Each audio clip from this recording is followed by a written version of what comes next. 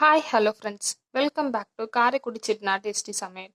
இன்னைக்கு இந்த சமையல் என்ன பார்க்க போறோம்னா, சிம்பிளான டேஸ்டியான புளியோதரை எப்படி செய்யறதுன்னு பார்க்க போறோம். வாங்க வீடியோக்குள்ள போகலாம்.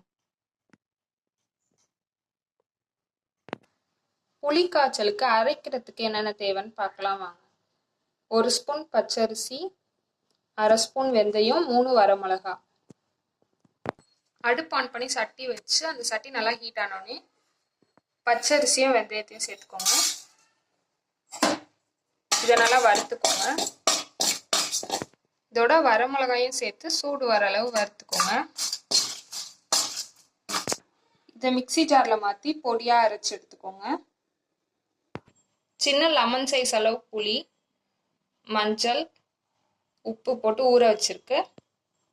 கொஞ்சம் தண்ணி ஊற்றி தாளிக்கிறதுக்கு கடலை பருப்பு 1 ஸ்பூன், கொஞ்சம் கடுகு, உளுந்தம்பருப்பு, வரமிளகா, 1 கொத்து கருவேப்பிலை. அடுப்பு ஆன் பண்ணி சட்டி வச்சு எண்ணெய் கொஞ்சம் ஊற்றி அது நல்லா ஹீட் ஆனோடனே கடலை பருப்பை சேர்த்துக்கோங்க. இதை நல்லா வறுத்துக்கோங்க.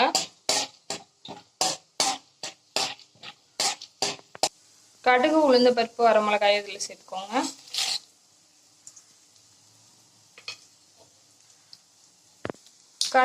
கடுகு நல்லா பொரிஞ்சோடனே கருவேப்பிலை சேர்த்துக்கோங்க. இதோட கரைச்சி வச்ச புளியை சேர்த்துக்கோங்க. இதை மூடி வச்சு ஹை ஃப்ளேமில் வச்சு இதை நல்லா வத்த வச்சுக்கோங்க. இது நல்லா வத்திடுச்சு. வெந்தயம், பச்சரிசி, வரமிளகா போட்டு அரைச்சி வச்சது இப்போ அந்த காய்ச்சல்ல சேர்த்துக்கலாம். இதை போட்டு நல்லா மிக்ஸ் பண்ணிக்கோங்க.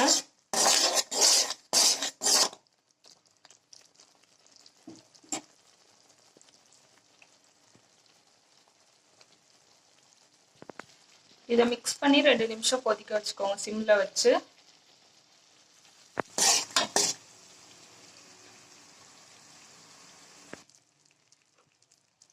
சிம்ல வச்சு 2 நிமிஷம் கொதிக்க வச்சாச்சு. இப்போ அடுப்பை ஆஃப் பண்ணிக்கோங்க. 1 டம்ளர் ரைஸ் குலையாம வேக வச்சு எடுத்து வச்சிருக்கோம். இப்போ இதில் அந்த ரைஸை சேர்த்துக்கோங்க.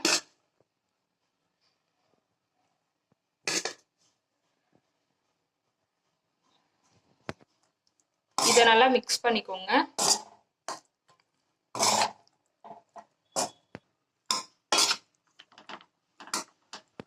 நல்லா மிக்ஸ் பண்ணியாச்சு.